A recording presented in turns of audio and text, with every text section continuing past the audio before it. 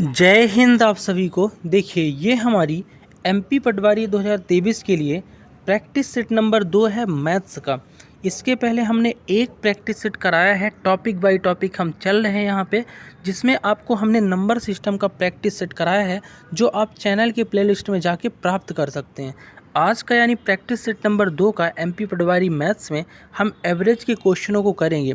और वीडियो में आगे बढ़ने से पहले एक बात आपको मैं बता देना चाहता हूँ कि जो भी ये क्वेश्चंस रहेंगे ना आपके प्रैक्टिस सेट के, ये क्वेश्चनों को आप ट्रिक के द्वारा करेंगे तो आपसे ट्रिक से नहीं बनेगा। क्यों नहीं बनेगा? क्योंकि पटवारी जो है 3 घंटे का एग्ज़ाम होगा और 3 घंटे एग्ज़ाम में मैथ्स रीजनिंग के लिए सफिशिएंट टाइम टेकिंग क्वेश्चन दिए जाएंगे।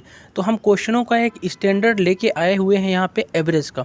तो वीडियो को शुरू से लेकर अंत तक आपको देखना है और लास्ट में कमेंट करके ये बताना है कि ये क्वेश्चन आपको कैसे लगे। शुरू करते हैं पहले ही क्वेश्चन से। एक सेकंड, पहला क्वेश्चन आपके सामने है कि एक सेकंड, हाँ, दो संख्याओं में से पहली संख्या दूसरी संख्या के 3/4 है। यदि दोनों संख्याओं के व्युत्क्रमों का योग औसत 7/72 है तो दोनों संख्याओं का योग क्या होगा। अब समझना क्वेश्चन क्या बोल रहा है। पहली लाइन से ही अपन पकड़ते हैं क्वेश्चन को। कह रहा है कि दो संख्याएं हैं जिसमें पहली संख्या दूसरी संख्या की 3/4 है। तो मैं मान लेता हूँ कि दूसरी संख्या क्या है आपकी। लेट सपोज मैंने मान लिया दूसरी संख्या क्या है, x है, ठीक। तो पहली संख्या क्या हो जाएगी, दूसरी संख्या की 3/4, यानी पहली संख्या क्या होनी चाहिए आपकी 3/4 इंटू एक्स होनी चाहिए, है ना। अगर दूसरी संख्या x है तो पहली संख्या 3/4 है, तो 3/4 इंटू एक्स होनी चाहिए। अब क्वेश्चन आगे बोल रहा है यदि दोनों के संख्याओं के व्युत्क्रमों का औसत, व्युत्क्रम क्या होता है, उल्टा। अब दोनों संख्याएं मैंने ले लिया है, 3/4x पहली संख्या है, दूसरी है x। दोनों का क्या कर दूं, उल्टा कर दूं, क्योंकि व्युत्क्रम की बात कर रहा है। उल्टा करूंगा तो इसका उल्टा क्या हो जाएगा, इसका हो जाएगा 4/3 x, यानी x आपका नीचे आ जाएगा, 3x ऊपर है तो 4/3 x हो जाएगा, ठीक है। अब इसका उल्टा करूंगा दूसरी संख्या का तो 1/x हो जाएगा, उल्टा। उल्टा कर दिया, व्युत्क्रम बोल रहा था। अब व्युत्क्रम करने पर औसत, औसत क्या होता है, दोनों को जोड़ के बटे 2 करूंगा, दो संख्याएं हैं तो बराबर कितना आना चाहिए, 7/72 आना चाहिए। मैं दोनों को जोड़ देता हूं और बटे 2 कर दूं तो कितना आना चाहिए, 7/72। यही तो क्वेश्चन बोल रहा है ना। इतना करने के बाद आप x की वैल्यू निकाल लो। x की वैल्यू निकाल के दोनों संख्याओं का योग पूछ रहा, दोनों संख्याएं आपकी ये लिखी हुई हैं, दोनों को x की वैल्यू पुट करके जोड़ दो। तो यहाँ से x की वैल्यू कैसे आप फाइंड आउट करोगे, देखो इस 2 को अपन ऊपर ले जाएं, अगर ऊपर ना ले जाके अपन इस 2 को काटना भी चाहें तो कट भी सकते हैं, लेकिन अगर अपन इसको ऊपर ले जाते, एक सेकेंड, यहाँ पे आपका 12 नहीं 72 होगा। क्वेश्चन क्या बोला है कि व्युत्क्रमों का जो औसत है 72 है, तो यहाँ पे सॉरी 72 होगा। जब इसको आप सॉल्व करने जाओगे तो पहले इसको पूरा सॉल्व करोगे। इससे पहले ही मैं 2 को उधर ले जाता हूँ, तो 2 को उधर ले जाऊँगा तो ये 72 है तो ये कट जाएगा, तो आपका क्या दे जाएगा, ये 36 दे जाएगा। तो यहाँ पर आपका 7/36 बना दिया, ये 2 खत्म हो गया। अब यहाँ पर लिखा है 4/3x प्लस 1/x बराबर 7/36। तो इसको जब आप सॉल्व करोगे तो x की वैल्यू निकालोगे। कैसे निकालोगे, देखो इनका एलसीएम लोगे 3x और x का तो क्या आएगा, 3x आएगा, ठीक है। फिर 3x से जब काटोगे आपको जोड़ तो आता होगा भिन्न का, तो यहाँ 4 बचेगा ऊपर ये वाला, और फिर यहाँ 3x से x कटा यानी 3 बचेगा प्लस 3 हो जाएगा, बराबर कितना है 7/36, क्योंकि 72 से अपन ने 2 से काट दिया तो 7 क्या बचा 36। अब 7 क्या आ जाएगा, ये इसको देखोगे 4 3 7 जोड़ोगे 7 होगा, ठीक है। जोड़ दिया 7, यानी इसकी जगह क्या आ जाएगा 7 4 3 7 जुड़ के, और ये 3x, ये 7 से 7 कट जाएगा, क्योंकि पक्षांतर करोगे नीचे जाएगा तो मैं डायरेक्ट ही काट देता हूँ दोनों पक्षों को। और ये 3 है, 3 बार हम 36, यानी आप देख रहे हो x बराबर क्या मिल गया, 12 मिल गया। तो जैसे ही x बराबर 12 मिला तो आप क्या कर सकते हो, इन संख्याओं का योग निकाल सकते हो। x की वैल्यू पुट कर दो 12, यहाँ पुट करोगे 12, देखो पहले तो अपन 3x/4 में 12 पुट कर देते हैं, तो 3/4 इंटू 12 जैसे पुट करोगे 4 3 12 कट जाएगा, तो 3 त्रिकाई 9 बचेगा यहाँ से, और यहाँ 12 पुट कर दोगे x के, तो 12 9 क्या हो जाएगा 21, दोनों को योगी तो बताना था, तो 21 इसका राइट आंसर हो जाएगा। वीडियो को आराम से दोबारा भी देख लीजिएगा अगर चीज़ें समझ नहीं आएगी। बेसिकली आपको इसका क्रम बना के क्या निकालना था, आपको निकालना था इसका x की वैल्यू, और दोनों का x का मान रख के दोनों को जोड़ देना था जो संख्या क्रम बनाए, ठीक है। अगले क्वेश्चन की तरफ बढ़ेंगे। थोड़ा सा मार्कर की वजह से और जगह की वजह से प्रॉब्लम हो सकती है, तो आपको वीडियो में थोड़ा सा ये मैनेज करना पड़ेगा अभी, और नेक्स्ट टाइम से हम वीडियो को मार्कर की व्यवस्था अच्छी कर लेंगे, ठीक है। तो अगले क्वेश्चन से शुरू करेंगे। अगला क्वेश्चन आपका क्या है? अगला क्वेश्चन है कि एक खुदरा विक्रेता, समझिएगा, सप्ताह के सभी 7 दिन में अपना बाजार खोलता है। यदि देखा गया कि शनिवार और रविवार के लिए उसकी औसत बिक्री 300 है, ठीक है, और शेष 5 दिनों में 200 रुपये संयुक्त है, ठीक है। पहले तो इतना ही समझ लो। देखो ये क्या बोल रहा है, ये बोल रहा है कि जो व्यापारी है उसका Saturday plus Sunday, Saturday Sunday को औसत बिक्री कितनी है? 300 है। कितनी है? 300 है। और बाकी दिन यानी कि सैटरडे संडे को छोड़ कितने दिन बचते हैं? 5 डे बचते हैं, है ना। तो 5 डे की बिक्री कितनी है? 200 है, संयुक्त रूप से है।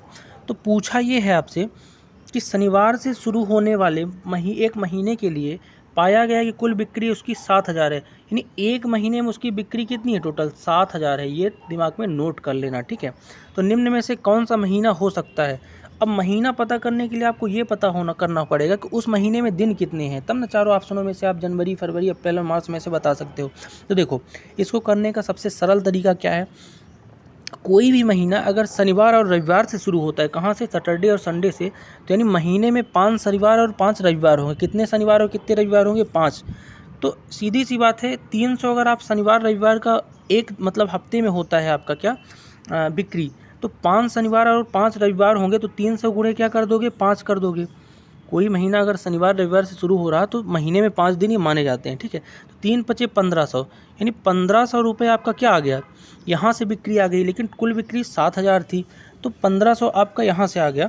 सॉरी 1500 नहीं होगा, ये आपका 3000 होगा। क्यों होगा 3000? क्योंकि यहाँ पे अगर देखा जाए तो औसत बिक्री 300 है, लेकिन 2 आपके दिन हैं, यानी कि आप कह सकते हो कि अगर 2 दिन है ना, तो यहाँ पे 3 का 2 का गुणा भी करेंगे तब ना टोटल आएगा, ठीक है। तो ये 3 दूनी 600 हो जाएगा। यहाँ एक बार मिटा के समझाता हूँ, थोड़ा सा कंफ्यूज हो गए होंगे आप, ठीक है। रुको शुरू से। क्या कह रहा है कि व्यापारी जो है ना 7 दिन बाजार खोलता है, शनिवार रविवार को औसत बिक्री 300 होती है। अगर मैं सैटरडे और संडे की बात करूँ तो औसत बिक्री 300 है, तो कुल बिक्री कितनी होगी? 300 गुणे 2 होगी। क्यों होगी? क्योंकि 2 लोग हैं, तो औसत में गुणे करते हैं टोटल संख्या का, तो टोटल वैल्यू आ जाती है। तो 600 क्या होगी? उसकी बिक्री होगी 600 रुपये, ठीक है। इसी तरह से 5 दिन जो बचे हैं उनकी बिक्री की बात कर लेता हूँ। सैटरडे संडे छोड़ दोगे तो 5 दिन और बचेंगे, और संयुक्त रूप से उसकी बिक्री कितनी होती है? 200। तो 200 गुणे क्या कर दोगे? 5 कर दोगे, तो आपकी औसत बिक्री से कुल बिक्री आ जाएगी। 5 लोग हैं तो कितना हो जाएगा? ये 1000 हो जाएगा, ठीक। चलो, तो अब एक चीज़ कॉन्सेप्ट आपको यहाँ माइंड में ये रखना है आपको कि शनिवार और रविवार जो होता है अगर शुरू हो रहा महीना तो कितने दिन का होता है? वो आपका होता है कितने दिन का? 5 दिन का, ठीक है। 5 शनिवार 5 रविवार होंगे, तो 600 में किसका गुणा कर दोगे? 5 का कर दोगे, तो 5 शनिवार और 5 रविवार का हो जाएगा कितना? 6 पंचे 30, यानी 3000। कितना हो गया? 3000। अब 3000 और कुल बिक्री 7000 थी, यानी अभी 4000 बचा है। 4000 को ये लोग कंप्लीट करेंगे जो 5 दिन बचे हुए हैं आपके, ठीक। तो ये जो 5 दिन बचे हुए हैं ना, ये महीने में कितने कितने दिन हो गए? 4 दिन हो गए, क्योंकि 5 दिन सब नहीं हो पाएंगे। तो 1000 गुणे 4 कर दोगे, 4 दिन है, तो कितना आ जाएगा आपका? 4000। यानी कि 4000 यहाँ से प्राप्त होगा इसे, कहाँ से? 5 दिन वाले से। और सैटरडे संडे से कितना प्राप्त होगा? 3000। तो 4 3 7000 हो रहा, और 7000 बिक्री भी दिया है। लेकिन आपसे पूछा क्या है कि वो कौन सा महीना होगा, उसके लिए आपको टोटल दिन काउंट करना पड़ेगा। तो यहाँ पे देखोगे तो आपने 5 दिन किसका काउंट किया है? सैटरडे, और 5 दिन संडे, तो 10 दिन तो ये हो गए। कितने दिन हो गए सैटरडे संडे के? 10 दिन। लेकिन बाकी बचे कितने? 20 दिन बचे। 20 दिन ही बचे होंगे, तब ना आप 20 पंचे 100 कर रहे हो। तो 20 दिन जो बचे होंगे, और 20 और 10 30 दिन मिल के क्या बनाते हैं आप? एक महीना बताते हैं 30 दिन का। और 30 दिन का महीना इन ऑप्शनों में से केवल अप्रैल बस का होगा, तो अप्रैल इसका राइट आंसर हो जाएगा। तो इस तरह से आपको कॉन्सेप्ट पकड़ना था, ठीक है। अगला क्वेश्चन देखेंगे। अगर आपका बेसिक क्लियर नहीं है तो आपको पहले बेसिक क्लियर करना चाहिए, आई थिंक, इसको देखने से पहले। अगर आपका बेसिक क्लियर है तो आप ये प्रैक्टिस सेट अच्छे से कर पाएंगे। अगला क्वेश्चन देखेंगे कि 13 परिणामों का औसत 65 है। यदि पहले 7 परिणामों का औसत 62 है और अंतिम 7 परिणामों का औसत 67 है, तो 7वां परिणाम आपको बताना है। बहुत ही सिंपल क्वेश्चन है, आप इसको चाहो तो बेसिक से बना सकते हो, ट्रिक से भी बना सकते हो। पहले बेसिक से देख लेते हैं। देखो, अगर 13 परिणामों का औसत 65 है तो 13 परिणामों का कुल मूल्य कितना आएगा? 65 गुणे 13 कर दोगे तो 845 आ जाएगा 13 परिणामों का कुल मूल्य, ठीक है। उसके बाद कह रहा है कि पहले 7 परिणामों का औसत 62 है, तो पहले 7 परिणामों का हम कुल मूल्य निकाल लें, 7 गुणे 62 करके कुल मूल्य, तो ये आपका कितना आ जाएगा? ये आ जाएगा 434, 434 62 गुणे 7 करोगे।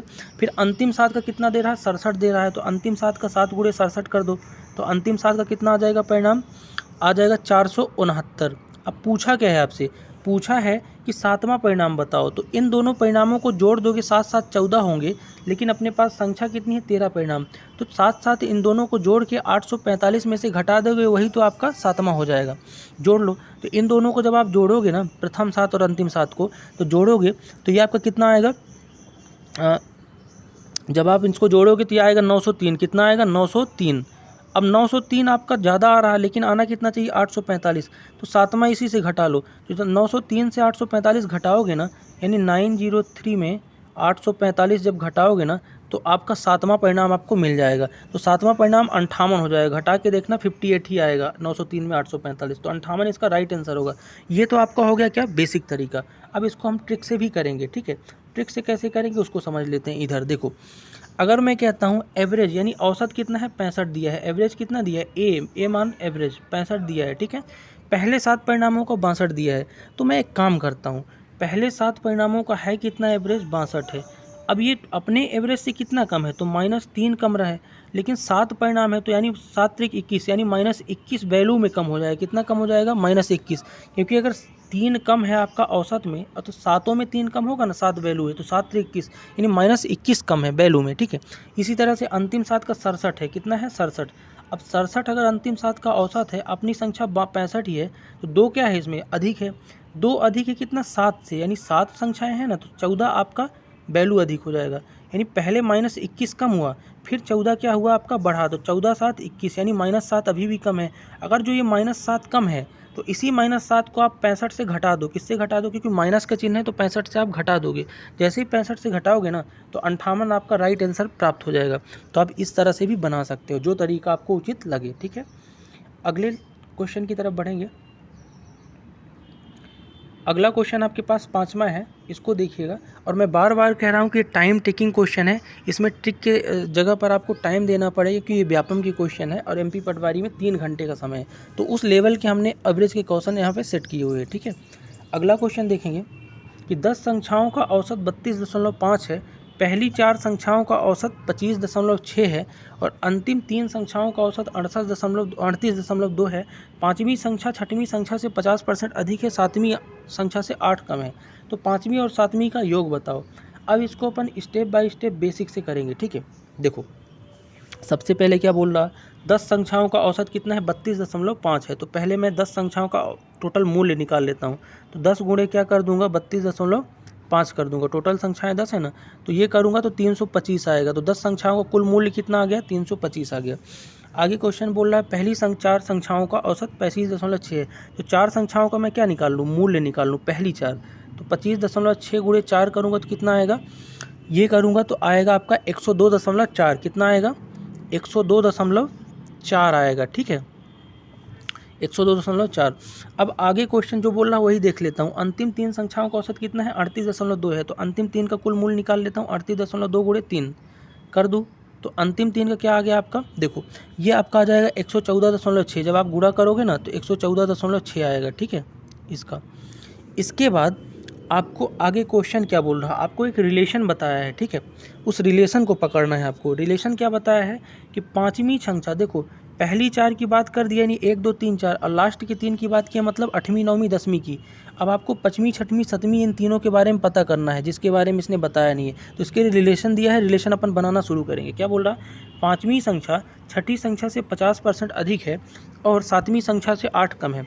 देखो मैं मान लेता हूँ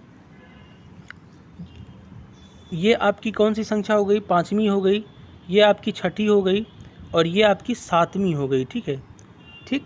अब बोल क्या रहा है कि जो पाँचवीं संख्या है छठी संख्या से 50% अधिक है, मैं मान लेता हूँ छठी संख्या 2x है, कितनी है 2x, तो पाँचवीं संख्या 50% अधिक यानी 3x हो जाएगी। क्यों हो जाएगी, कि 2x का आधा यानी 50% 1x होता है, तो अधिक के जोड़ दो, तो 2x है, तो पाँचवीं संख्या कितनी हो जाएगी, 50% अधिक यानी 3x। अब कह रहा है कि सातवीं संख्या से 8 कम है, कौन, पाँचवीं संख्या 8 कम है, यानी कि सातवीं संख्या 8 ज़्यादा हो जाएगी इससे, पाँचवीं से, यानी कि 3x प्लस क्या हो जाएगी, 8 हो जाएगी। अब ये तीनों संख्याएं 8 हो गए। अब ये तीनों संख्याएं आपको रेशियो में पता चल गई है ना, यानी कि x के वैल्यू में। अब आपको करना क्या है आगे समझो। देखो इन तरह से 10, 4 और 3 का निकाल लिया आपने कुल मूल्य, इधर आपने रेशियो भी बना लिया। लेकिन क्वेश्चन बोला है 5वीं और 7वीं संख्या का औसत, यानी 5वीं और 7वीं संख्या निकालना पड़ेगा, जो कि आपकी 3x और 3x + 8 है। इसके लिए x की वैल्यू निकालना पड़ेगा। कैसे निकालोगे समझते हैं। देखो आगे आप ये करोगे कि आप ये देखोगे कि जो अपन ने 4 और 3 7 मतलब 10 संख्याओं में 7 संख्या 4 और 3 संख्या ये मिला लोगे 7 संख्या होगी। 7 संख्याओं का अपन ने क्या कर लिया है, टोटल वैल्यू निकाल लिया है। तो 102 और 114 को जब जोड़ोगे, पॉइंट में लिखा हुआ है जो 102.4 + 114.6, इन दोनों को जब आप जोड़ोगे ना तो ये आएगा 217। कितना आएगा 217, यानी कि 4, 3, 7 संख्याओं का मूल्य जो है 217 आ चुका है। ठीक है, लेकिन अपने पास 10 संख्याओं का मूल्य कितना है 325 है। यानी कि आपको जो 7 संख्या है उनके मूल्य में अगर 10 संख्याओं का मूल्य घटाओगे तो जो 5वीं, 6वीं, 7वीं है इन संख्याओं क्या मिल जाएगा, आपको कुल मूल्य मिल जाएगा। तो आप 325 में 217 घटा दो, क्या कर दो 325 में 217 घटाओगे। जैसे ही 325 में 217 घटाओगे ना तो आया कितना, आपका बचेगा 108। और 108 जो है ना 325 में जब 217 घटाओगे तो 108 जो बचेगा ना वही मूल्य है 5वीं, 6वीं, 7वीं संख्या का। याद रखिएगा, बात समझ पा रहे होंगे, फिर से रिपीट कर देता हूँ। 10 संख्याओं का अगर 325 कुल मूल्य आया है, 4, 3, 7 संख्याओं को 217 कुल मूल्य आया है, तो 217 को 325 से घटाओगे तो आपको 3 संख्याओं को जो निकालना है 5वीं, 6वीं, 7वीं, उसका 108 क्या मिल जाएगा, कुल मूल्य मिल जाएगा। अब कुल मूल्य मिल चुका है, अब आसानी से क्वेश्चन बना पाओगे। देखो इन तीनों को अगर जोड़ो तो 108 आना चाहिए। ठीक है, कुल मूल्य यानी 3, 2, 5, 5, 3, 8x और +8, यानी 8x + 8 कितना आएगा 108 आएगा। ठीक है, चलो 3, 2, 8x + 8 कितना आ गया 108 आ गया। तो 8 इधर ले जाओगे तो 100 बचेगा, यानी 8x बराबर कितना आया आपका 100 आया। 108 से 8 घट जाएगा, नहीं 100 बचेगा। तो x बराबर क्या आएगा 100/8 हो जाएगा। 100/8 करोगे तो ये आपका आएगा 4 दूनी 8, 25 चौको 100, यानी 12.5। तो x की वैल्यू कितनी आ गई 12.5 आ गई। अब आपको पूछा क्या है, x की जैसी वैल्यू आई तो 5वीं और 7वीं संख्या का औसत बताना है। तो 5वीं क्या है 3x है और 7वीं क्या है 3x + 8 है, यानी 3, 3, 6x + 8। अब 6x + 8/2 कर दो तो यही तो औसत होता है, और x की जगह वैल्यू रख दो 12.5। मैं मिटा रहा हूँ इसको, आप देख लेना है ना, मिटा रहा हूँ। देखो x की वैल्यू कितनी आ गई थी 12.5 आई थी, और आपका 5वीं संख्या क्या थी 3x थी, और 7वीं संख्या क्या थी 3x + 8 थी। अब दोनों को जोड़ दो और जोड़ के बटे 2 कर दो, यही तो औसत होता है। और ये करोगे तो यह आ जाएगा 6x + 8/2, और यहाँ पे x की क्या रख दूँ 12.5 की वैल्यू रख दूँ। जैसे ही आप 12.5 की वैल्यू रखोगे ना तो आपको आंसर मिल जाएगा, और आंसर क्या होगा 41.5 होगा। अब 12.5 की वैल्यू रख के आपको देखना है। तो मैं बार बार बोल रहा हूँ कि ये स्टैंडर्ड क्वेश्चन है, आपको मैं बेसिक क्वेश्चंस नहीं करा रहा हूँ। बेसिक के लिए आप कॉन्सेप्ट को पहले पढ़िए। ठीक है, तो इसका आंसर आएगा 41.5। जब यहाँ पे x की वैल्यू आप रख दोगे 6x की जगह। ठीक है, रख लेना। आप अगले क्वेश्चन की तरफ बढ़ेंगे। अगला क्वेश्चन बहुत ही इंपॉर्टेंट और बहुत ही सरल है, ध्यान से अपन समझेंगे। देखो क्या कह रहा है कि एक समोसा विक्रेता अपने दोस्त के साथ अपनी व्यावसायिक स्थिति पर चर्चा करता है, और वह कहता है कि पिछले वर्ष और इस वर्ष के बीच उसे अपनी आय 3 गुना कर ली है। ठीक है, तो प्रत्येक समोसा 20 रुपये में बेचता है, तो पिछले वर्ष 1,20,000 लाभ कमाया, तो इस वर्ष उतने कितने समोसे बेचे। बहुत ही सिंपल क्वेश्चन है, इसको सिंपल तरीके से अपन समझने की कोशिश करेंगे। देखो ये कह रहा है कि पिछले वर्ष से इस वर्ष अपनी आय 3 गुना कर ली। मैं मानता हूँ पिछले वर्ष इसकी आय क्या रही होगी x रही होगी। अब आय क्या हो गई इसकी 3x हो गई, 3 गुना हो गई, यानी लाभ भी 3 गुना हुआ होगा और आय बढ़ी है तो। ठीक है, अब कह रहा है कि पिछले वर्ष वो कितना लाभ कमाया था, लाभ कमाया था 1,20,000। कितना कमाया था 1,20,000। ठीक है, 3040। तो 1,20,000 जो लाभ कमाया था, और प्रत्येक समोसा 20 रुपये में बेचता था, यानी 20 को अगर डिवाइड करोगे तो समोसों की संख्या आ जाएगी, यानी 2 छक्का 12, यानी कि आपका आ जाएगा एक 6,000 समोसे। यानी कि एक साल में 6,000 समोसे क्या करता है पिछले साल बेचता था। अब पूछा क्या है कि इस वर्ष वो समोसे कितने बेचेगा। ठीक है, देखो पिछले साल x उसकी लाभ होता था, यानी आय थी, तो 6,000 समोसे बेचता था, यानी इस साल कितना बेचेगा 18,000 बेचेगा, 6 × 18, क्योंकि इस बार 3 गुना हो गया है, यानी कि 3,000 गुणे 3 × 6,000, यानी 18,000 इस बार बेचेगा समोसे। ठीक, तो 18,000 तो साल में बेचेगा, पूछा क्या है माह में, तो माह के लिए क्या करोगे, बटे 12 कर दोगे, तो 12 एक कम 12 और बचा 6 यानी 12 पंचे 60 यानी 1500। तो 1500 इसका राइट आंसर आ जाएगा। बहुत ही सिंपल क्वेश्चन है। सबसे पहले आप क्या करेंगे, पहले आय x थी, अब आय 3x हो गई है। पहले 1,20,000 रुपये लाभ कमाता था और 20 रुपये पर समोसे बेचता था, तो 1,20,000 में 20 का डिवाइड कर दिया तो 6,000 आपका एक साल का समोसे बेचने की वैल्यू आ गई। फिर अभी तो x की वैल्यू थी 6,000, अब 3x की वैल्यू यानी इस बार 3x समोसे बेचेगा यानी 18,000 हो गई। लेकिन इसका आंसर 18,000 नहीं होगा क्योंकि माह में पूछा है, तो बटे 12 भी करेंगे क्योंकि एक साल में कितना होता है, 12 महीने होते हैं, तो इसका आंसर आ जाएगा 1500। ठीक है, जैसे ही बटे 12 करोगे। आई होप आप समझ पाए होंगे। नेक्स्ट क्वेश्चन की तरफ बढ़ेंगे। क्वेश्चन नंबर 7वां बहुत ही सरल आपके सामने क्वेश्चन है, ध्यान से देखिएगा। क्वेश्चन बोल रहा है कि एक परीक्षा में 150 छात्रों द्वारा प्राप्त औसत अंक 50 है, उत्तीर्ण छात्रों का औसत अंक 54 है और अनुत्तीर्ण छात्रों का औसत अंक 30 है, तो उत्तीर्ण होने वाले छात्रों की संख्या क्या होगी। देखो टोटल छात्र कितने हैं, 150 हैं, जिनका औसत अंक, सबसे पहले आप क्या काम करो, सबसे पहला आप काम जो करो, आप काम ये करो कि उत्तीर्ण संख्या, देखो पूछा किसकी है, अनुत्तीर्ण की, लेकिन हम मान लेते हैं कि माना उत्तीर्ण संख्या। देखो उत्तीर्ण मतलब क्या होता है, पास होने वाली। उत्तीर्ण वाली संख्या कितनी है, x है, छात्रों की संख्या कितनी, x है।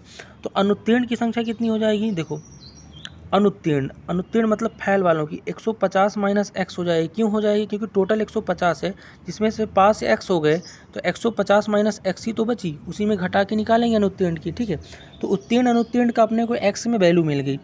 अब करना क्या है, आप एक बात बताओ, 150 छात्रों का अगर औसत 50 है तो आपको कुल वैल्यू पता करनी है, तो क्या करोगे, 150 गुणे क्या कर दोगे, 50 औसत, यानी औसत गुणे छात्र कर दोगे, तो कुल वैल्यू आ जाएगी जो आपकी 7,500 होगी।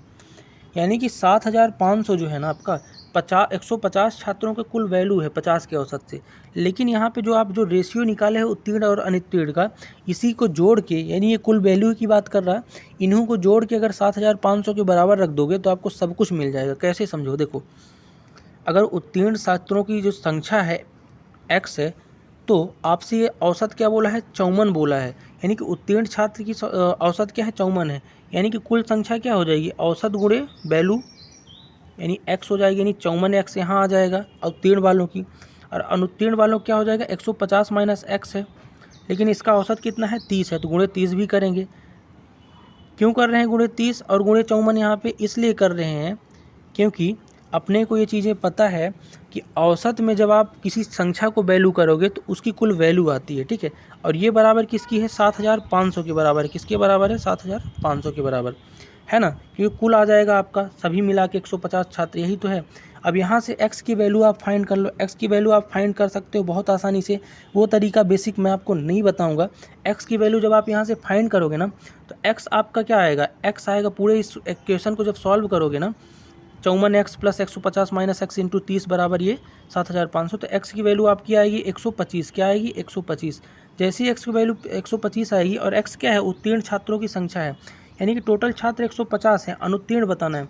अगर 125 पास हो गए तो फैल तो 25 ही होंगे, तब ना 125 और 25 50 होता है, यानी अनुत्तीर्ण वालों की संख्या क्या हो जाएगी, 25, यानी 25 इसका राइट आंसर हो जाएगा। और ये सॉल्व आपको करना है, x की वैल्यू 125 निकालना है। नहीं बनेगा तो कमेंट करिएगा, ठीक है, बताऊँगा फिर। नेक्स्ट क्वेश्चन की तरफ बढ़ेंगे। 8वां नंबर क्वेश्चन आपके सामने है, और मैं बार बार बोल रहा हूँ कि जो क्वेश्चन है ना, ये आपके ट्रिकी से ज़्यादा आपके टाइम टेकिंग क्वेश्चन है। ठीक है, अगला क्वेश्चन है, एक कक्षा में 30 लड़कों की औसत आयु कितनी है, 15 वर्ष है। ठीक है,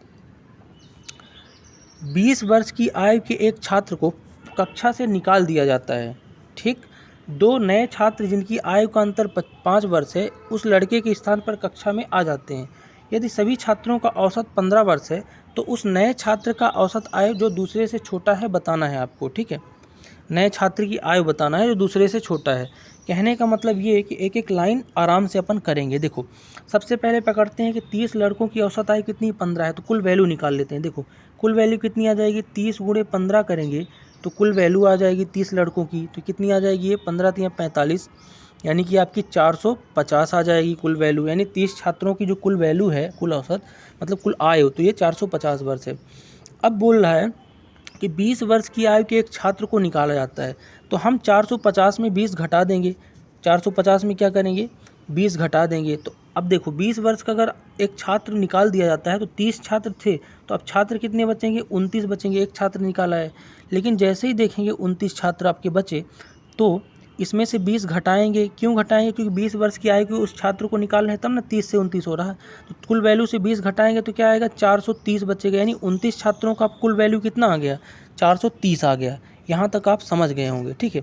अब आगे पढ़ते हैं कि 2 नए छात्र जिनकी आयु में अंतर 5 वर्ष है, उस लड़के के स्थान पे आ गए। यानी कि 2 और नए छात्र आ गए। 29 थे, अब 2 और आ गए, तो कितनी हो जाएंगे? अब 31 हो जाएंगे छात्र। कितने हो जाएंगे? 31 हो जाएंगे।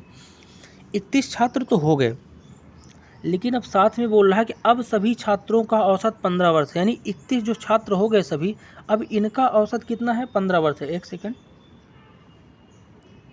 रुकिएगा। हाँ, अब जो सभी छात्र हैं ना 31, इनका औसत आयु कितनी है? 15 वर्ष है। तो 31 गुणे 15 कर दूंगा तो आपका क्या आ जाएगा? 31 छात्रों की अब कुल वैल्यू आ जाएगी। और 31 गुणे जैसे ही 15 आप करोगे तो ये होता है 465। क्या होता है? 465, ठीक है। यानी क्रम से जो कुछ कह रहा है अपन वही कर रहे हैं। अब बोल रहा है कि वो जो नए छात्र हैं दोनों ना, उनकी आय ज्ञात कीजिए और बताइए कि पहला दूसरे से कितना बड़ा है। तो सीधी सी बात है कि आप इसको कैसे कर सकते हो।